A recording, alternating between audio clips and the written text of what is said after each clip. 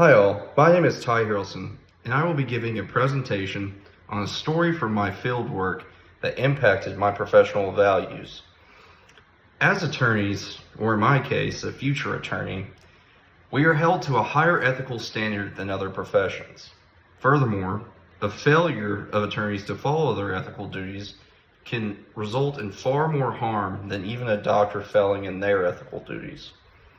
The ethical failings of an attorney can result in their clients losing millions of dollars, not receiving fair and just compensation, and in the most serious situations, losing their freedom and even their life. It is for those very reasons that we must be ever mindful of our ethical obligations. One of the most important aspects of legal ethics has to do with self-reporting conflicts of interest.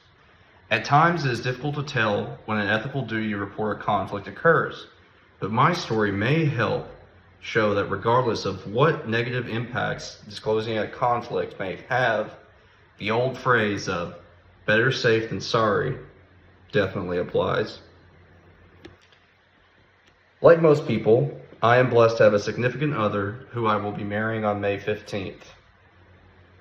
Her name is Abby, and she is the love of my life, and like most couples, we speak generally about work. Abby often tells me about the drama in the workplace, people who are doing well, people who are not doing well, and just the general struggles which, any company experiences.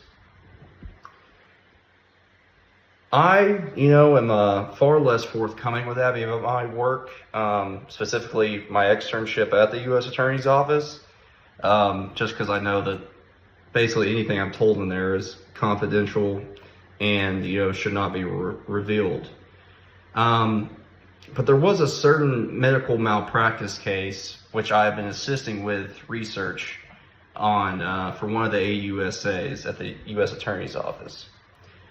I knew that my fiance had worked at the same hospital as the doctor who the particular AUSA was going after, but I also knew that all of the events of the case transpired prior to my fiance's employment at the hospital, and my fiance did not technically work for the hospital, but rather a billing company at the hospital contracted out their billing practices to, kind of ease the strain of them having to do that themselves.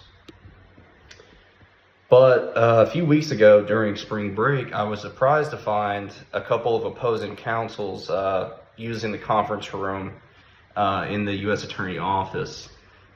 This wasn't uncommon, but I had already met the opposing counsels who represented the hospital and the doctors, or the doctor in that case. And I was told that these new attorneys weren't from Arkansas, they were from Tennessee. So of course I decided to ask the USA in charge,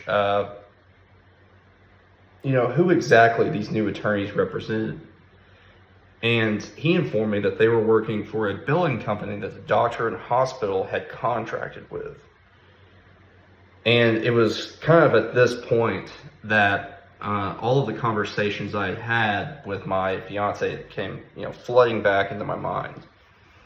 I knew the company that she worked for had its headquarters in Tennessee, and I was semi-aware of the company's billing practices and the names of other employees of that company who worked closely with my fiance.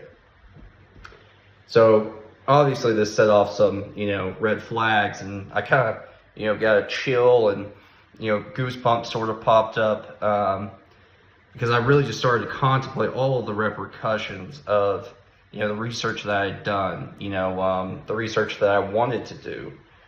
And, kind of thinking about like old Looney Tune films, it was almost like there was a devil on one shoulder and an angel on the other. And, the devil said, well, you really enjoy researching this. You're really involved in the case, don't say anything that'll mess that up. And so the devil on my shoulder was essentially saying, keep your mouth shut. But then the angel on my shoulder just kept telling me, it's better safe than sorry. Better safe than sorry. Better safe than sorry. And, ultimately, I listened to the angel. I disclosed the conflict. I was assured that the only thing which I probably could not look at were certain documents that were found during discovery. And I since, have not worked on the case. But, especially being in like a professional responsibility class or something like that, you always wonder if you will catch those unethical dilemmas whenever they happen. Because it's one thing to learn about it, it's another thing to kind of experience it out in the field. And I was very proud of myself because, I really felt like I caught this quick, and I had enough resolve and, positive intuition to step forward and say, hey, there is a conflict here. And so I feel as though I really passed my first, ethical test as a future attorney. But I just want to thank you all for listening, and please remember, when it comes to disclosing a conflict, your first thought should always be better safe than sorry. Thank you.